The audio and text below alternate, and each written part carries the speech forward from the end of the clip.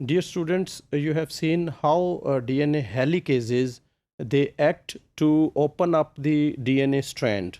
They act on the replication fork, and they open the two helices, two strands of the helix.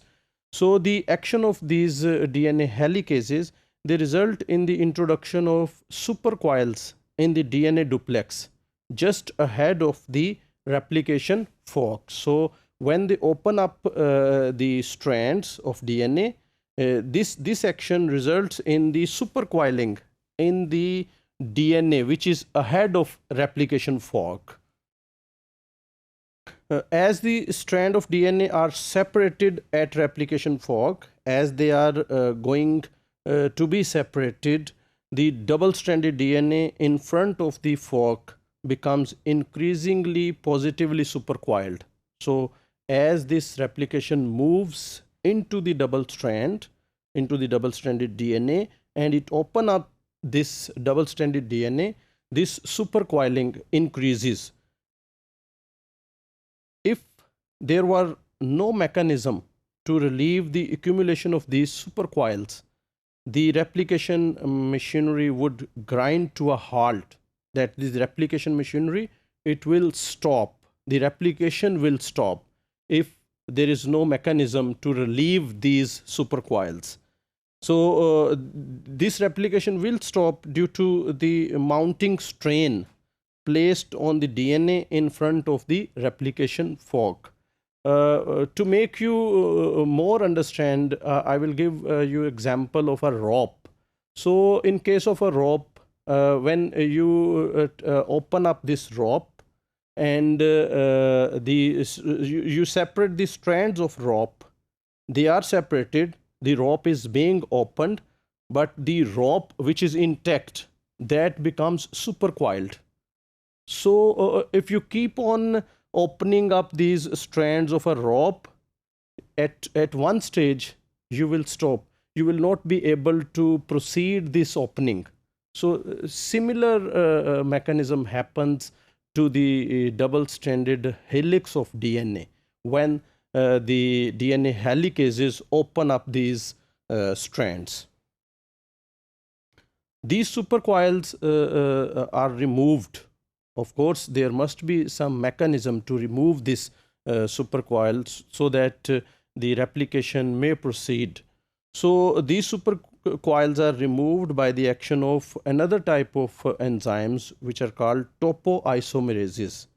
So these topoisomerases act on the unreplicated double-stranded DNA in front of the replication fork. So in front of replication fork, where there is supercoiling, these topoisomerases act on that place.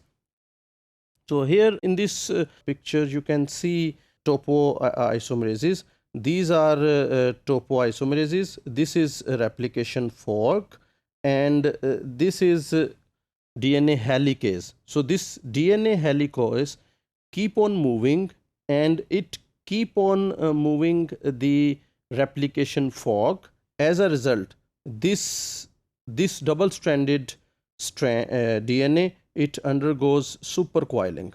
It starts supercoiling, and this topoisomerase, it survivals the double-stranded DNA. It removes these supercoils by acting on the double-stranded DNA. These enzymes do this by breaking either one or both strands of the DNA.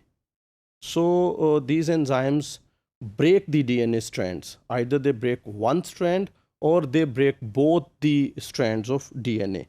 But they don't let these DNA go, because as you can see in case of that example which I gave you, the example of a rope. If you keep on opening up the rope, and suddenly you cut the rope from the other end, the rope will go away. So these topoisomerases, they don't allow the DNA strands. They cut, but they don't allow the DNA strand to go away. So they keep them intact, and then pass the same number of DNA strands through this break. So they break the DNA and then allow the DNA strands to survival to pass through the same break. So in this picture you can see this is a double-stranded DNA, and this is ahead of replication fork.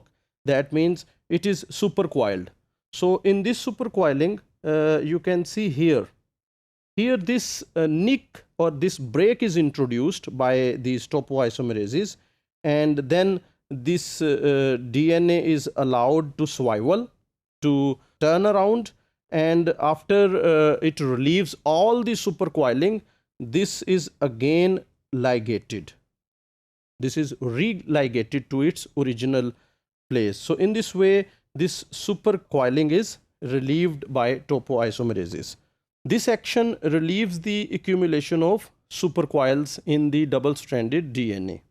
In this way, topoisomerases also act as swivelase that prevents the accumulation of supercoils ahead of the replication fork.